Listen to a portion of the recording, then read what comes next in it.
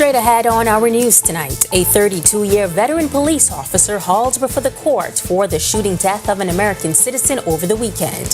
His bail was denied, and tonight the U.S. ambassador weighs in.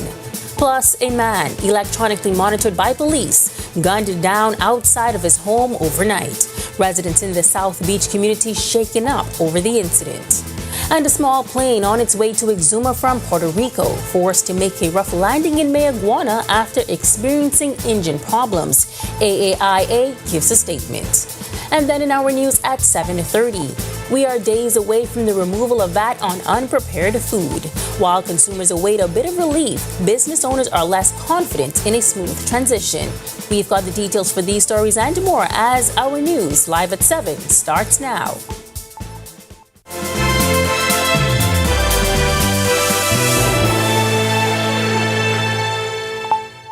Welcome to our news live at 7. Thank you so much for joining us tonight. I'm Megan Shepard. A high-ranking policeman is facing a murder charge after a deadly shooting was caught on camera. Superintendent Bernil Pinder was off duty when he fatally shot Cody Castillo outside of the Plantation Bar and Grill on March 21st.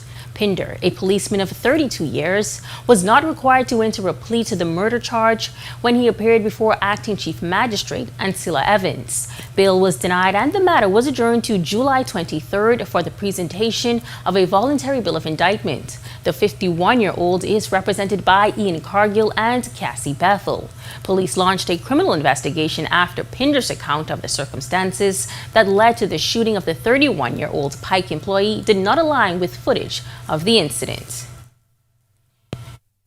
Ambassador Herschel Walker releasing a statement this afternoon after Superintendent Bernil Pinder was charged with murder for the shooting death of an American citizen this weekend.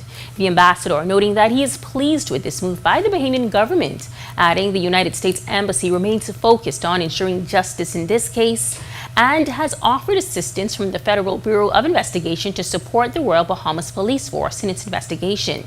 The ambassador says he and his team has been in contact with the family of the victim, offering prayers to his family, the Royal Bahamas Police Force, and the family of the suspect. The statement ends noting that the embassy will continue to seek justice in this case and all cases where American citizens have been the victims of crime. Bloodshed hit the South Beach community last night as a man was shot and killed while fixing his car outside his home. Officers were called to Ruthland Avenue and South Beach Drive following reports of gunshots. The ambush-style shooting happening just after 8:30 p.m. A man in his early 30s was discovered with multiple gunshot wounds to the upper body. Police press liaison Chief Superintendent Sharia King says the victim was being electronically monitored in connection with a serious offense. The deceased was outside his residence doing some work on a vehicle when a Japanese vehicle pulled up. Unknown occupants of that vehicle opened fire on the deceased, fatally shooting him.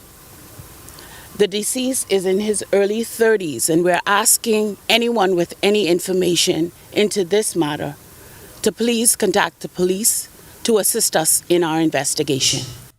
Now, our news team conducted its own background check and discovered the victim is Gamaliel Gray, a man prosecutors say took part in the January 2nd murder of Gerard Coakley. That killing took place in South Beach as well, just corners away from Gray's home. This latest incident leaving residents in shock as they describe their community as a quiet area. Also on scene last night, a member of Parliament for South Beach, Bacchus Roll. Visibly upset, he shared he knew the victim personally. He was doing what we believe to be an honest day's work here, just outside of his residence. This is our family, and we cannot speak to that. So thank you. How long has he been in this community for? He has grown up in this community. Affectionately called, his name is, we won't get what his name is, but everybody through this corner know him. And so this tears us apart. He is one of us, and for something like this to come and happen, this is not South Beach. Well, a small plane experiencing engine problems made a rough landing at the Mayaguana International Airport. The Aircraft Accident Investigation Authority says that they were notified of the incident just after 1 this afternoon. The AAIA says the U.S. registered Piper PA-46 aircraft was en route to the Exuma International Airport from Puerto Rico with 2 people on board when the pilot contacted air traffic control to advise of engine problems. The pilot diverted to the Mayaguana Airport and ran off the runway when it landed, coming to a stop in nearby bushes. According to the AAIA, both people on board got medical attention. Their conditions were not known up to airtime. Meantime, a group of workers from the University of the Bahamas taking a stand outside Parliament this morning, expressing concerns over long-standing issues affecting their lives. Union leaders say these matters have gone unaddressed for years. President of the Bahamas Public Services Union, Kimsley Ferguson, explains in this report. Here's our news anchor, Italia Hall. The salary review, the merit pay, and we have not gotten to the table after presenting a proposed industrial agreement to the University of the Bahamas and the additional unresolved grievances that we would have had. We have been advised that until the salary review is completed, we would be unable to get to the table. And so we are saying this morning, we wish to get to the table. We understand that the bell is going to ring shortly. We want to make certain that whatever funding is left available, that the people that we represent can be captured in that funding and receive what we're not begging for anything, we're demanding what we've agreed to on behalf of the people that we do represent. President of the Bahamas Public Services Union, Kimsley Ferguson, tells us that over 300 staff members are affected, ranging from administrative to maintenance workers. The union is also calling for the resignation of University President Dr. Robert Blaine and Chairman Allison Maynard, describing the ongoing issues as unacceptable and unheard of within a national institution. They argue that despite repeated efforts to resolve these concerns, little to no progress has been made, leaving workers feeling overlooked and undervalued. Now, with frustration mounting among university staff, today's protest is being seen as a call for urgent action, one that workers say can no longer be ignored. Administrative Assistant Latoya Johnson says despite multiple attempts to get answers, she's been left without response, alleging that repeated emails to Human Resources have gone unanswered. A lot of us have not gotten our merit pays. I've sent emails to Human Resources, no response at all. I went into the office, no response at all. And it's high time that the university acknowledges all of its staff members that we are well needed. So therefore, you should go ahead and engage in the agreements as BPSU indicated. At the heart of it all, protesters say the bottom line is simple. They need their money, insisting that they've carried out their duties and now want to be compensated, noting especially in times such as these with the cost of living rising. Us commoners getting a little bit of money, that's not even enough money to talk about compared to what they be spending daily. Honestly, it has us really frustrated. We need some kind of relief, especially in this kind of time. I mean, for all us, we just need our money. You know, I don't think we should fight for our money. Everybody else getting their money, we need to get them the same way. Meanwhile, Ferguson says he did get the opportunity to speak with Prime Minister Philip Davis, who indicated he will look into the matter and is expected to follow up in a meeting scheduled at 5 p.m. today. Up until news time, there's been no further updates, but we will continue to follow this story. Reporting for our news, I'm Italia Hall-Thomas. Thanks so much, Italia. And of course, we will provide those details as they become available. Well, we've still got lots more to share with you tonight, but first, it's time for your first look at temperatures. Meteorologist Greg Thompson is standing by in the Weather Center. Greg, happy Wednesday. Yeah, thanks, Megan, and a happy Wednesday evening, everybody. A beautiful evening on the outside, clear skies, temperatures comfortable. 76 is what it feels like on the outside. Actually, actual temperature.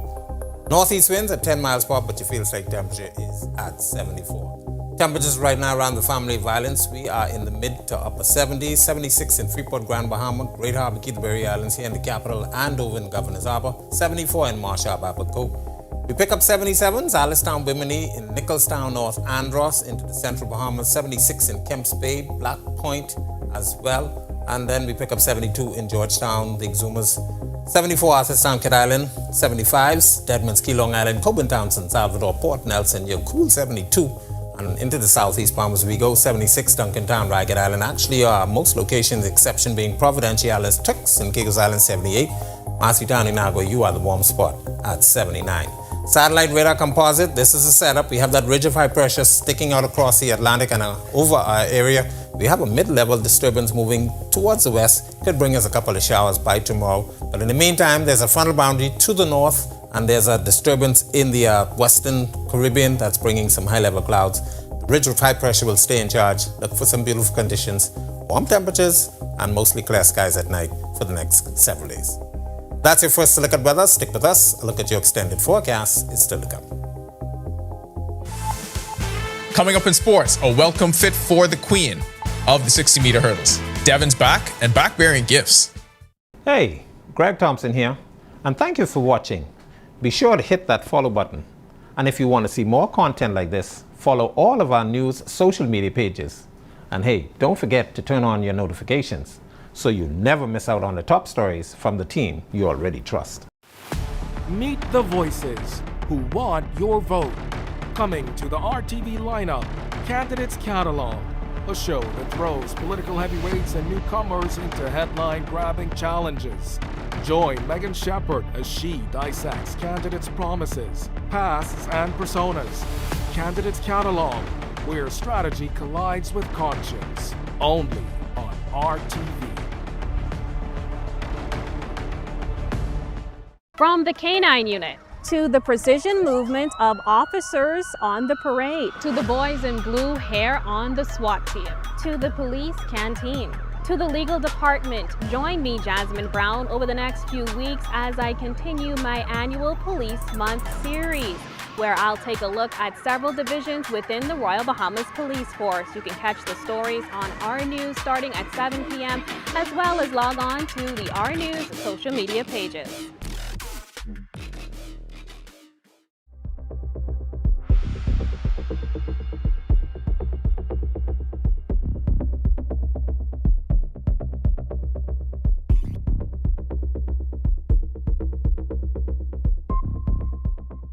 For more than a century, the Royal Bahamas Police Force has been the face of law and order.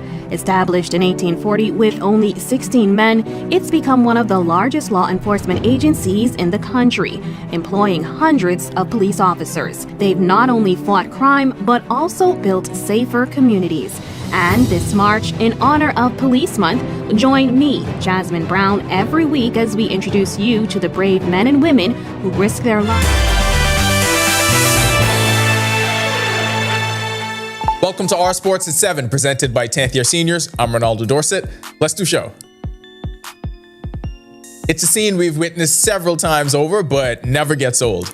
Devon Charlton has won so many gold medals that she barely knows what it's like to walk into LPIA without a press conference. Charlton was greeted by representatives from the Ministry of Youth, Sports and Culture, the B3As, and the local track and field community at large when she returned home yesterday. Still reveling in the greatest accomplishment of any women's 60-meter hurdler, she reflected on winning the event at the World Indoor Championships for an unprecedented third consecutive time and tying her world record. Okay, so some good news. We are guaranteed to have at least one Bahamian advance to the NIT finals.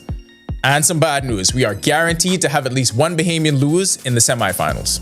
Dayton Albury and Roma Dean are heading to the NIT semifinals after big wins Tuesday night, but now they have to face off against each other. Dean and his Tulsa Golden Hurricanes held off Wichita State 83-79 to advance. He finished with 2 points and 5 rebounds. Albury missed the second round with the flu, but returned last night to finish with 9 points against St. Joseph's in an 84-69 win for his New Mexico Lobos. A record number of qualifiers, contenders for the Austin Seeley Award, and a star-studded coaching staff. Team Bahamas has all the tools to pull off the upset this year at Carifta 53. Calling it. The B3 has revealed the full roster of the 77-member team that the Bahamas will field for the upcoming games in St. George's, Grenada. Last year, the team had its best performance since 1984, and B3A's president, Ramiko Arthur, says this year's squad may be even better. That'll do it for our sports. Stay tuned to our news at 7:30 for details on these stories and more. When our news comes back from the break, we turn our spotlight to stories making headlines across the world as the United States is preparing to send thousands of troops to the Middle East. Two sources familiar with the plan share more. And as global tensions continue to force a rise in the price of fuel, Guatemala's president is pushing for a temporary fuel subsidy. And then Haiti's top immigration official is in custody as police investigate an alleged passport fraud network inside the country's immigration department. We've got the details when our news returns. In what we do at Best Brew, it really doesn't end when the customer purchases our product. We offer specialty coffee, tea, spices, and brewing equipment. We do a lot of our orders via website. We actually have the mobile service and the phone service and the internet. So having business in a box really kind of brought everything together for us and helps us to be able to provide the customer services that we pride ourselves on. Every week, one show drives the national conversation. On the Record. We challenge the issues, ask the tough questions, and dig deeper. We bring in the experts, the decision makers, and the voices that matter. Our discussions shape policy, influence change, and inform the public like no other. Join us every Thursday at 8 p.m. and again on Sunday at 8:30 p.m. Catch us streaming live on Facebook or catch up with your favorite episodes on our YouTube channel. The conversations that shape the Bahamas start here, on the Record.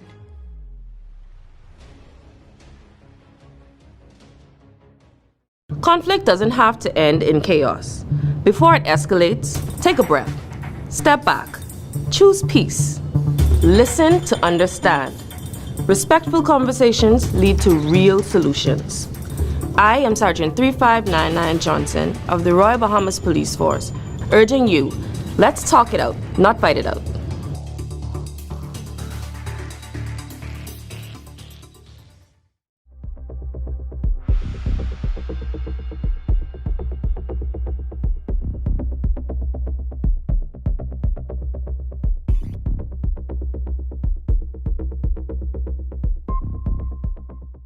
From 2017, one show has set the standard for current affairs in the Bahamas, and that's On the Record, one of the longest running current affairs shows on RTV. We've been the place.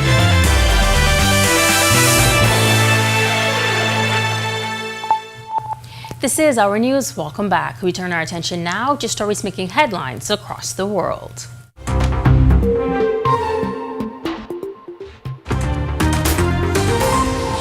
The United States is preparing to send thousands of troops from the elite 82nd Airborne Division to the Middle East, according to two sources familiar with the plan who spoke to Reuters. The move would mark a major escalation in the 4-week-old war involving Iran, even as President Donald Trump continues to signal he's open to a possible deal with Tehran. Reuters first reported last week that the administration was considering options that could include deploying U.S. forces inside Iran itself. Officials say no final decision has been made on that step, but the troops from Fort Bragg would expand U.S. military capacity across the region if the conflict deepens.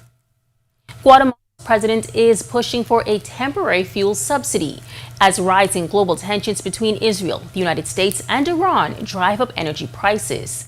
President Bernardo Arevalo says his government has introduced several bills in Congress, including one aimed at lowering the cost of diesel, according to FA News. He warns higher diesel prices could trigger a wider spike in the cost of food, public transportation, and other essential goods, since much of the country's distribution network relies on diesel-powered vehicles. The proposals are now before lawmakers as government seeks quick action to ease pressure on households and businesses. Hundreds of workers and pensioners took to the streets in Caracas, demanding higher wages and retirement payments after 4 years without an increase. Protesters say Venezuela's minimum wage is now worth just cents per month after years of hyperinflation that has eroded purchasing power, according to AFP. Unions are calling for a new minimum wage of at least $200, saying government bonus programs still fall far short of what families need to buy basic food. Police and pro-government supporters blocked the march near the Labor Ministry, as officials say any pay increase will depend on oil revenue and relief from international sanctions. Haiti's top immigration official is in custody as police investigate an alleged passport fraud network inside the country's immigration department. Authorities say Director General Anton Jean Simon Fenelon, along with 9 other employees, were detained after a police operation requested by prosecutors in Port-au-Prince. Investigators have also sealed the passport production office as they tried to determine whether passports were illegally issued using mismatched tax identification numbers. Prosecutors say no formal charges have been filed yet, and questioning is ongoing. His attorney is calling the arrest politically motivated. A new statue of Christopher Columbus has been installed on the grounds of the White House as Donald Trump pushes to restore monuments removed during the 2020 racial justice protests. The 13-foot statue, placed outside the Eisenhower Executive Office building, is a replica of one toppled in Baltimore during demonstrations following the killing of George Floyd. The White House says the installation honors Columbus's legacy as the United States approaches its 250th anniversary, while supporters call the monument a symbol of pride for Italian-American communities. Critics, however, continue to view Columbus as a controversial figure, citing his role in European colonization and the treatment of indigenous people. The move comes as the Trump administration also advances plans to reinstall other removed monuments, including Confederate-era statues across the nation's capital. Still to come in our news, today in history, find out interesting facts about the day that was March 25th. Plus, cultivating a community, how one entrepreneur chose to say thank you to the clients that keep her business open. And then in our news at 7:30, a man is behind bars awaiting sentencing after he was convicted of a 2018 murder. That's coming up when our news returns. Healthcare needs don't stick to a schedule. When you need a prescription, you need it now. That's why Lowe's Pharmacy is here, innovating the Bahamas pharmaceutical industry since 1953. Back then, we delivered medication to locals in need by bike, and we're proud to say that little has changed. No matter the resources at our disposal, we've always done everything in our power to innovate. Today's technology means we can live out our vision stronger than ever. When your prescription runs out, WhatsApp Lowe's Pharmacy for a refill. No matter how much time passes by, we're always searching for new ways to innovate and to empower you to do the things you love with the people you love. Save time and WhatsApp your prescription needs to us today. We'll never let you down. That's a 6-decade-old promise, and that's a promise we'll keep. Lowe's Pharmacy. We care about your health. We always have, we always will.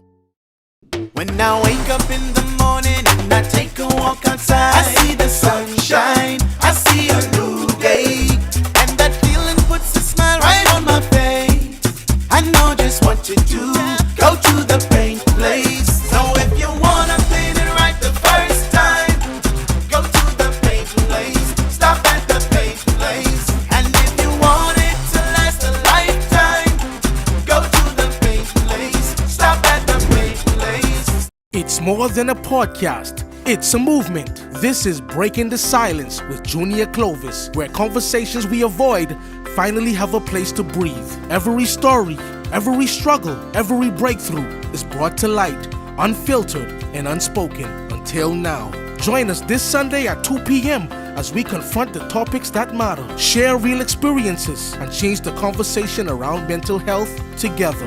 Watch, listen, break the silence. In what we do at Best.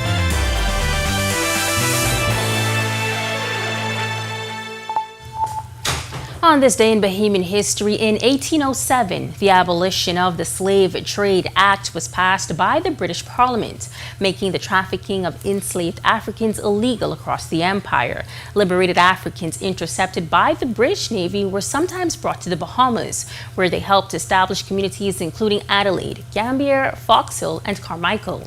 Then in 2012, 2 American couples were killed when a 6-seat Piper Saratoga crashed at Treasure Key Airport in Abaco, leaving the small community in shock. And in 2017, South Abaco MP Edison Key called on the Free National Movement to remove Dr. Hubert Minnis as party leader after he was replaced as leader of the official opposition. To learn more about the events that shaped the day that was March 25th, be sure to head on over to ournews.bs. While starting a business during a crisis is a risk that many prospective entrepreneurs avoid. But one woman took the plunge and cultivated a client base she refers to as her community. Recently, she organized an elevated brunch to show her appreciation. Our Danielle Miller has the details. One woman decided to bring her vision of a catering business to life amidst a global crisis. And as a result, she fostered a supportive community. When I first had the vision for Taste of Ambrosia, it wasn't just about food.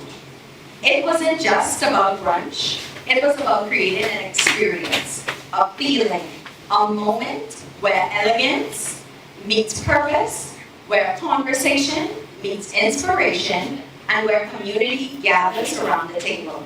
This is the co-owner of Ambrosia Catering, Keishan Evans, a company founded in 2020 during the COVID pandemic. Recently, she hosted a customer appreciation brunch called Paradise in Eden Immersive Brunch at Greystone Property. At the event, she revealed the company was established in 2020. She expressed that the concept came to her upon recognizing the public's yearning to return to normalcy, with dining experiences being a crucial aspect that was absent during that period. We saw the need when the pandemic came and the restaurants weren't open. You couldn't sit down and have that meal, and people were missing it because, like I said, food brings people together. Food is memories. Soon after her premonition, she began her work, recruiting bartenders, servers, and cooks. She not only offered services to clients, but also created jobs for a period of uncertainty. Ambrosia Catering and Desserts, the core of us is community. And I believe that as we continue to grow in our experiences, we continue to build communities where we are. Today's event is a perfect example of that. She added, at the elevated brunch, everyone who was in attendance played a pivotal role in that community and attributed to the success of the startup company in their own unique way. Core group that is here today are actually very special, near and dear to our hearts. People that have been with our company day one, and then one or two invited guests and friends. People that have poured into the vision. People that have been here from the first plate, the first cake, the first meal that we've ever prepared. Reporting for our news, I'm Danielle Miller. Thanks so much, Danielle. Now, to watch that story again, and of course, for any of today's top stories, be sure to head on over to ournews.bs. That does it for our news at 7. Joining us now is our Italia Hall Thomas with the latest headlines. Italia, happy Wednesday. Happy Wednesday, Megan. Glad to have you here.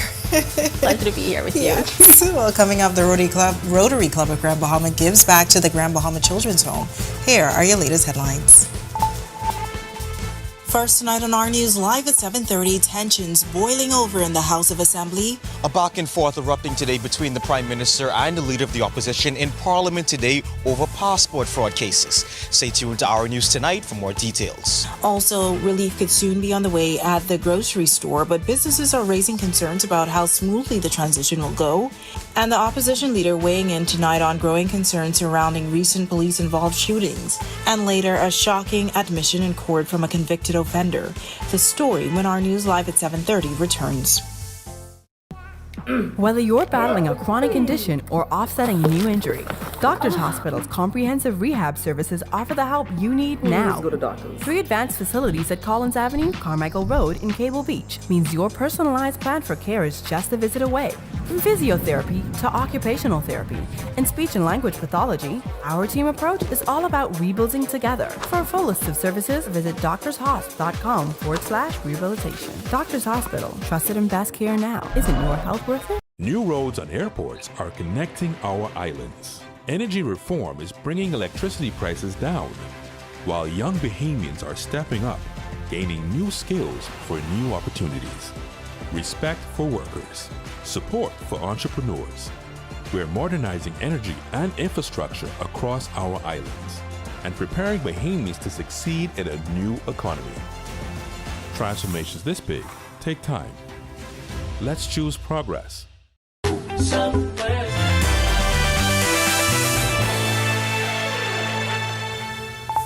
Welcome to our news. Thanks so much for joining us. I'm Natalia Hall-Thomas. Well, first tonight, proceedings in Parliament today turned into a shouting match between Prime Minister Philip Davis and Opposition Leader Michael Pintard. At the center of the chaos is the issue of fraudulent passports. It's a topic that's top of headlines and the minds of voters this election season. Our Joshua Williams was in the House today as the drama unfolded. The back and forth between the government and the opposition showing no signs of slowing down over those recently released passport fraud cases.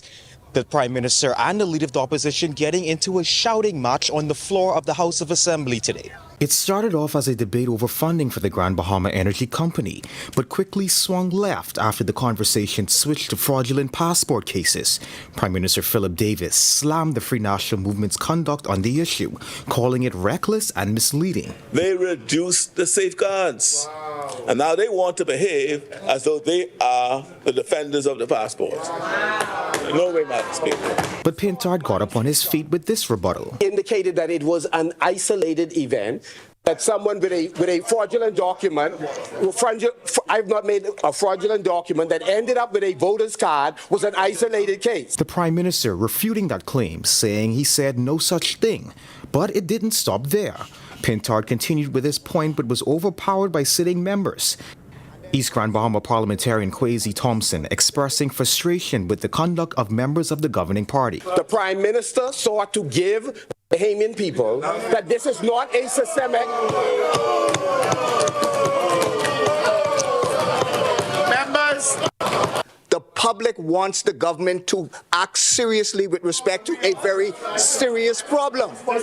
You are making it light. This all stemming from a House sitting last week. Pintard claiming nearly 300 people are under investigation for receiving fraudulent documents. His claims coming as several people have already been charged in court this year. Pintard also tabling a list of 74 names. We learned later there are actually nearly 100 names under investigation, according to Chief Passport Officer Nicholas Simonet. The back and forth continuing with multiple members rising to their feet, Speaker Patricia DeVoe eventually regaining control. The Prime Minister and Pintard, though, yet again went at each other over what Davis says was an F&M policy that helps contribute to the problem. We came back and we reintroduced and tightened the whole processes, not just for the granting of passport, but also the renewal. We sought, Madam Speaker, to make the renewal of e-passports, is the area where some of the strictures were removed. What the Prime Minister is saying is something else. Reporting for Our News, I'm Joshua Williams. All right, thanks so much for that, Joshua. Well, government's move to eliminate VAT on unprepared food items is entering its final stage, but questions remain over how smoothly businesses can make the transition. Our Delvardo Emmanuel tells us more in this report. With just days before VAT will be removed from all unprepared food items, the Department of Inland Revenue is stepping up its outreach, hosting sessions and meetings aimed to helping businesses navigate the transition. Officials say while some details are still being finalized, the focus right now is making sure businesses have the information they need to adjust. Beaumont Todd, Training and Communications Manager at the Department of Inland Revenue, says the department has been actively engaging businesses ahead of the deadline. Well, I know we've had a number of meetings with some of the vendors and stuff, speaking about the changes that are going on. We were just waiting for finalization in terms of how that was going to be affected. What we're having here today with the symposium, one of the main set of persons who have questions and queries, they can come to get assistance and roll out with that. But we will probably most likely have one or two more basically meetings virtually to assist and speak on that matter as well, to update the public with those changes as we also get instructions. Last week, Economic Minister Michael Halkitis noted that following government's meeting with grocery food retailers, many of them had concerns moving from a 5% VAT rate to zero. He says requires adjustments to accounting systems, bookkeepings, and back-end operations. But questions remain, including whether companies will be given more time to adjust their systems. Regarding that, that would be something that we wouldn't be able to authorize until Parliament actually gives us directives with that. But we do try to work along with the consumers and our clients to the best of our ability to make sure that we are able to assist them in giving them the information that they need so that they can actually be prepared in this matter. He adds the transition is similar to previous zero-rated initiatives, like back-to-school exemptions. Meantime, the department says they're available for anyone still needing assistance. extensively met with a number of the different businesses. So we're trying to make sure not just keep them in the loop, but to assist them as we go along the way for that matter. And they can always reach out to us, whether directly or to come in, so that we can assist them in that regards. Reporting for our news, I'm Delvado Emmanuel. All right, thanks so much for that, Delvardo. Well, the Free National Movement is raising concerns following recent development of a fatal police-involved shooting. In a statement today, the party questioning a number of past cases they say remain unresolved, calling for greater transparency and accountability. This comes in light of charges brought against a police officer in connection with the fatal shooting of an American Pike worker. Opposition leader Michael Pintard also pointing to other matters, including an incident involving Energy and Transport Minister Jobet Colby Davis, who was previously accused by an officer of striking him with her vehicle. He further referenced ongoing questions surrounding investigations tied to former Immigration Minister Keith Bell. Pintard says these cases highlight what he describes as a troubling lack of transparency within the current administration. We believe that those are live matters. It speaks to the credibility of the government, and so they ought to deliver what they promise, which is a thorough investigation and to release the report so we could see if they're behaving in a transparent manner. As far as we're concerned in the FNM, we already know the answer, but we think you all should, again, continue to raise the question. They are not interested in governing in the sunshine or in the light. They believe in darkness. Switching gears now, a man is behind bars awaiting sentencing after he was convicted of murder. Stephen Mackey was found guilty of murder by a count of 6 to 3 following a trial before Justice Renee McKay. Prosecutors allege that Mackey was one of the 2 gunmen who accosted and shot Clinton Smith outside his Yellow Elder Gardens home on February 27, 2018. While a child molester has admitted to having uncontrollable urges for young boys, 58-year-old Dwight Bell raped a 9-year-old boy whom he lured into his home on September 7, 2024. The crime took place shortly after Bell had completed a sentence of 9 years and 5 months for molesting a 5-year-old boy. Bell pleaded guilty to his most recent crime and is awaiting sentencing. Prosecutors say Bell deserves 20 years behind bars, while the defense is asking for a sentence of 10 years and a psychiatric treatment. Nathan Smith argued that the chance of Bell molesting another child would be reduced if he gets treatment while serving his sentence. Now Bell will learn his fate when he appears before Justice Janine Weish Gomez on April 27th. A Nassau man is behind bars on an incest charge after prosecutors say he sexually assaulted his 36-year-old niece. The charge concerns an incident that allegedly occurred on March 16th. The 52-year-old man's name has been withheld to conceal the identity of his alleged victim. He was not required to enter a plea when he stood before Magistrate Abigail Farrington. Bail was denied and the matter is expected to be fast-tracked to the Supreme Court on June 22nd with the presentation of voluntary bill of indictment papers. Well, warm temperatures on this Hump Day Wednesday. Meteorologist Greg Thompson is in the Weather Center with your first look. Greg, welcome back. Yeah, thanks, Italian. A happy Wednesday evening, everybody. Nice conditions on the outside if you have any outdoor plans. 76 is our current temperature under mostly clear skies. Winds out of the northeast at 10 miles per hour. Feels like temperature is at 74. Satellite radar composite, ridge of high pressure across our area from the Atlantic. That's going to continue to dominate our weather over the next several days. There's a mid-level disturbance just to the east of the islands. That's going to continue to move towards west. Could bring us a couple of showers tomorrow. And down the southwest Caribbean, we have a high-level clouds moving out from some thunderstorms in that area. But that high-pressure system will stay in charge, and that will keep us with some beautiful conditions for the next couple of days. That's a quick check on conditions around the island. Stick with us. A look at your extended forecast. Still to come. Still to come on our news, a senior citizen's home struggles with rising electricity costs. We have the full story coming up, plus turning a setback into support. The Rotary Club of Grand Bahama donates food items to help care for dozens of children in need. And that's all coming up when our news returns.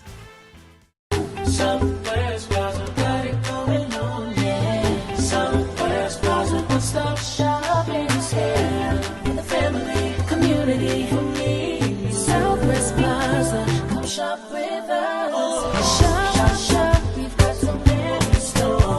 Shop, shop, prices are right. Come spend the day, bring the family. Southwest Plaza, come shop with us.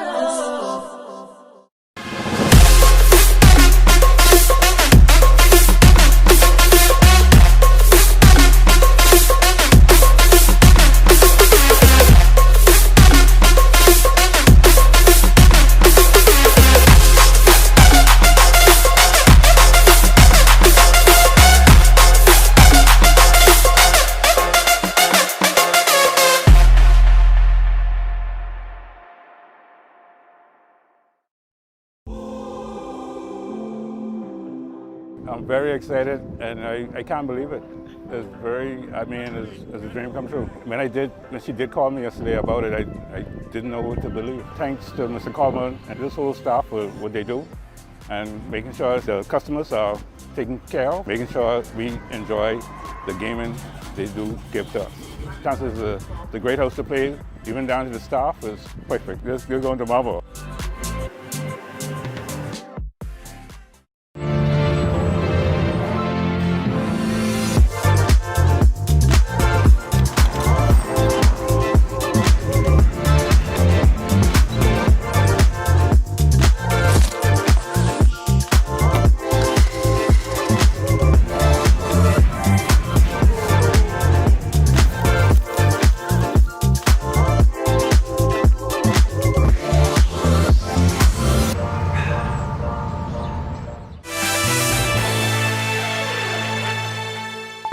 Well, debate heating up in the House of Assembly today as government moves to borrow $280 million to acquire the Grand Bahama Power Company. Parliamentarians clashing over two resolutions tied to the deal, which government officials say is key to improving energy reliability on the island. Now, the loan would be secured through a group of banks led by Standard Chartered, with an additional $80 million expected from Royal Bank Bahamas for capital support.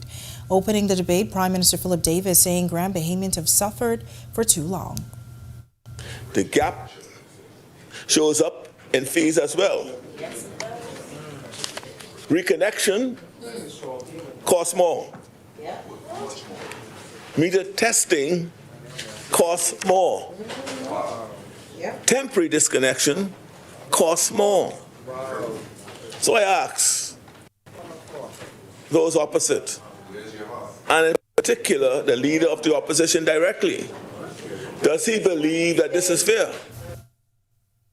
The nation's leader questions the opposition leader, who says there are still questions that needs to be answered.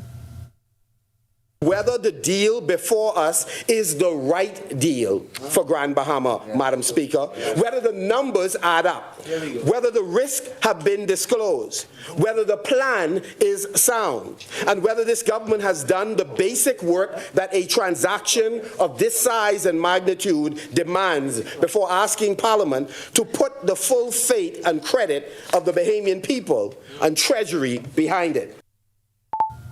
Now turning to the capital, power outages are occurring less frequently than they once did. That's according to the owner of the Good Samaritan Senior Citizens Home, Dr. Siname Capron. Dr. Capron sharing with our news the challenges she encounters as the caretaker of a dozen elderly residents. She says one of her greatest challenges in the past was the frequent power outages, and although this is no longer a concern, they're still encountering significant challenges with the rising cost of electricity. But, you know, the light used to be the worst. But right now, I don't have that problem with the light bill, because I have that really, and I have that in control, because it don't really, but when the summer hit, it might be more challenge with that, because, you know, you got to run the AC. You got to be doing all of that. So when you running them AC a period of time, now that light bill going up.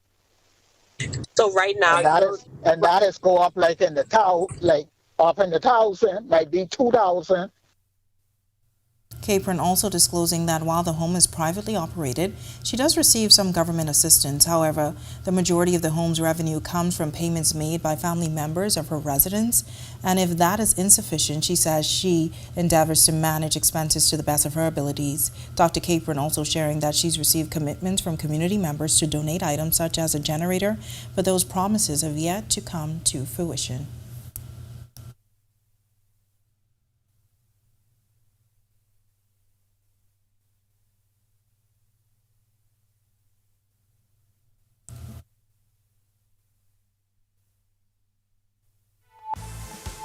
Coming up in sports, even hang-ups at the airport could not get in the way of the champion welcome home in style. Who's surviving and advancing in the NIT, and anticipation builds for Carifta 53. Dance with me. Dance with me. Dance all night long. Dance it like me. Goes up is frightening. Born to be exciting. So rich, I'm bored to be exciting. That's it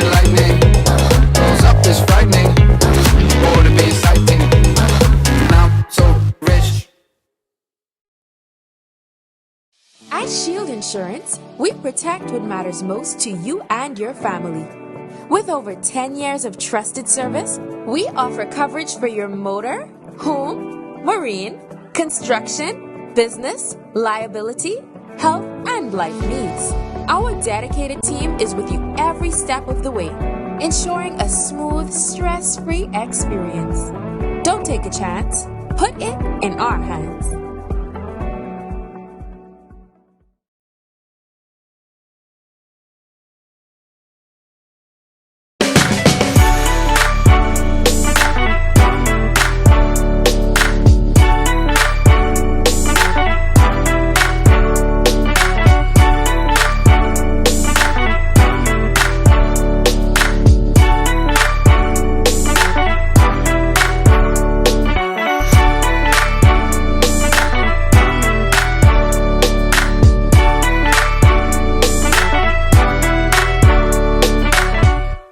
Do you think you know domestic violence? Think again. It is not just physical, emotional, financial, or sexual abuse, and it doesn't discriminate. If you feel intimidated, harassed, or manipulated, you're not alone. The Bahamas Crisis Center and the Domestic Violence Task Force are here. I am Sergeant 3992 Tamika Neely. Let's break the silence on domestic violence. Let's create safer communities. Meet the voices who want your vote. Coming to the RTV lineup, Candidates Catalog, a show that throws political heavyweights and newcomers into headline-grabbing challenges.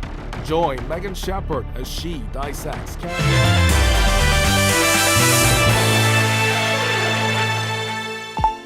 Welcome to Our Sports, presented by 10th Year Seniors. I'm Ronaldo Dorset. Let's do show. It's a scene we've witnessed several times over, but never gets old.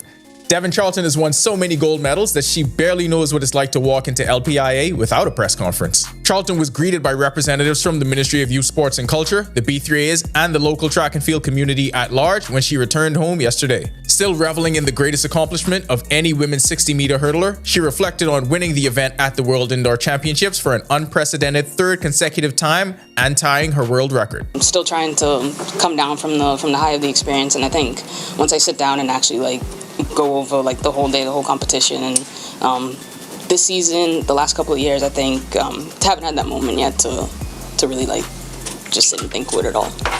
For now, Charlton's immediate attention shifts to her local philanthropy and her Breaking Barriers Foundation, but the anticipation of the outdoor season looms large. The mistake I've made in the past is thinking that my indoor season is the biggest indication of where my outdoor will go. I think it hasn't been the case. I think there are definitely things about my outdoor race that I need to bring up to get it to the level of 60-meter hurdles. Okay, so some good news. We are guaranteed to have at least one Bahamian advance to the NIT finals. And some bad news. We are guaranteed to have at least one Bahamian lose in the semifinals. Dayton Albury and Romad Dean are heading to the NIT semifinals after big wins Tuesday night, but now they have to face off against each other. Dean and his Tulsa Golden Hurricanes held off Wichita State 83-79 to advance. He finished with 2 points and 5 rebounds.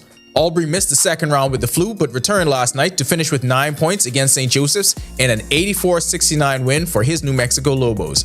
This matchup sets up the showdown between the two as Tulsa and New Mexico face off on April 4th with a spot in the NIT Championship on the line. In the previous round, Dean had a double-double, 11 points and 11 boards to lead Tulsa to a 77-66 win over UNLV. Over in the women's NIT, the run came to an end for Rima Collins, Danica Lightbourne, and the FIU Panthers in the second round. Collins put together another masterpiece, 25 points on 10 for 15 shooting from the field with 9 rebounds, where the Panthers were eliminated with a 77-66 loss to Abilene Christian. A record number of qualifiers, contenders for the Austin Seeley Award, and a star-studded coaching staff. Team Bahamas has all the tools to pull off the upset this year at Carifta 53. Calling it. The B3As revealed the full roster of the 77-member team that the Bahamas will field for the upcoming games in St. George's, Grenada. Last year, the team had its best performance since 1984, and B3A's president, Ramiko Archer, says this year's squad may be even better. I make a declaration that I believe that we'll do even better this year. We do not take this selection exercise lightly, and we make our best effort to identify the best team to represent the country at the highest level. That'll do it for our sports. This is 10YS. No, seriously, this Jamaica run can't go on forever, can it? At some point, it has to end because every dynasty falls. So if we just keep calling it every year, we'll be right at some point. I'm calling it now. Team 53, they got it. Still ahead on our news tonight, turning a setback into support. The Rotary Club of Grand Bahama donates food items to help care for dozens of children in need. And Greg is back with the extended weather when our news returns. Stay with us. Meet the voices who want your vote. Coming to the RTV lineup, Candidates Catalog, a show that throws political heavyweights and newcomers into headline-grabbing challenges. Join Megan Shepherd as she dissects candidates' promises, pasts, and personas. Candidates Catalog, where strategy collides with conscience. Only on RTV.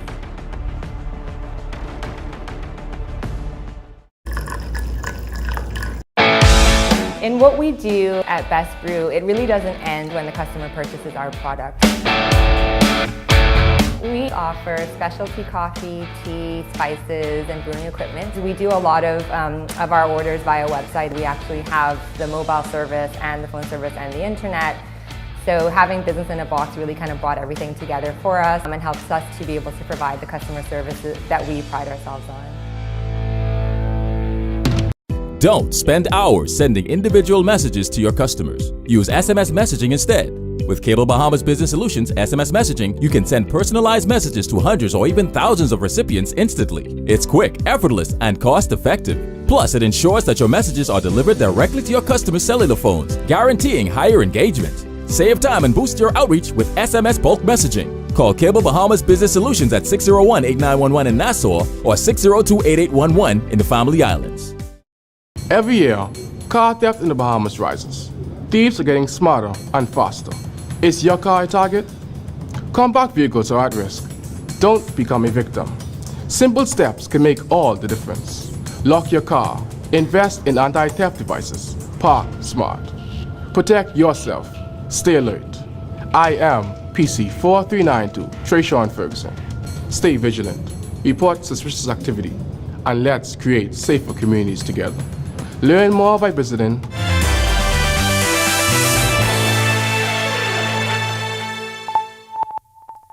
This is our news. Welcome back. High pressure in charge of our weather, that's continuing to dominate it, and we did have that high pressure across us for the last couple of days, so we saw some beautiful warm days and some rather cool evenings. We're going to continue that trend over the next couple of days. In the meantime, there's a frontal boundary to the north across central Florida. That's going to stay parked up there as that high pressure system remains in charge, and a disturbance in the western Caribbean bringing some high level clouds across us, but not producing any rainfall over the next several days. Wider look, ridge of high pressure across the southwestern United States, that will push towards the east. The ridge across us will move into the Atlantic. A flood is expected by Sunday, looking for some strong winds once that front goes through, so beaching and boating will become a challenge for the upcoming next week. Taking a look at our future forecast, moisture associated with the disturbance moving across the area through Thursday and into Friday. We continue that trend as that system moves towards the west, not really doing much in terms of any damages, but we do need the rainfall as it remains dry. Boating forecast for all areas tonight through tomorrow. Caution flag for the Atlantic waters. Risk of currents on the eastern side of the islands out there. Northeast to east winds 10 to 15 knots, seas 2 to 4 feet, but building up to 6 feet in Atlantic waters in northeasterly swells. Tide is going to be low at 8 p.m. tonight. The next high tide will be at 2:35 tomorrow morning. Here's a look now at your national forecast.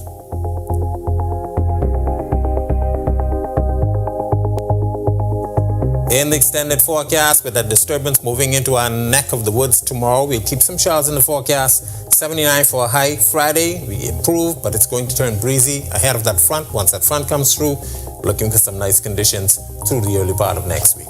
That's a look at our weather. Make it a safe night, everybody. All right, thanks so much for that, Greg. Well, now turning to Grand Bahama, this as the Rotary Club on the island is making a meaningful impact, donating much-needed items to the Grand Bahama Children's Home recently. The Grand Bahama Children's Home, which cares for dozens of children, has been seeking donations and financial support to help keep its operations going. As a part of its Miles for Smiles Fun Run Walk, recently the home partnered with the Rotary Club of Grand Bahama for a fundraiser. The club had planned a beach event selling hot dogs and hamburgers to support the cause, but unfavorable weather forced organizers to cancel those plans. Instead, the Rotary Club donated the food items directly to the home, providing meals for the children. Community Service Director Jackie Russell and Executive Secretary Christine Vanderlyn say they're pleased to support the home and give back to the community. Our members collaborated with the Children's Home to assist them with a fundraiser event, but unfortunately, weather did not allow us to do that. And so now we're here at the Children's Home distributing the food to them, and I'm sure they're going to enjoy this food. And we're all about service above self, and we are enjoying this moment right now. If you feel it in your heart, please give to the Children's Home. They need it desperately. An executive director of the Grand Bahama Children's Home, June Hutchison, says they are grateful. Who have partnered with us on many occasions, and so this is just another one of the days that they've brightened up the lives and the support for the home, which we can never thank them enough. And just encourage others to do the same in coming to help in any way that they can. We always look for friends of the home and supporters also to help raise our children. All right, such a great effort. If you want to see that story again, it's available now at ournews.bs. And with that, we thank you so much for joining us for our news tonight. On behalf of the entire team, I'm Natalia Hall-Thomas. We'll see you tomorrow night. Have a great evening. Hi, and thank you for watching. I'm Natalia Hall. Be sure and hit that like and subscribe button if you want to see more content like this. Click right over here. And don't forget to turn on your notifications to see more content from the team you already trust.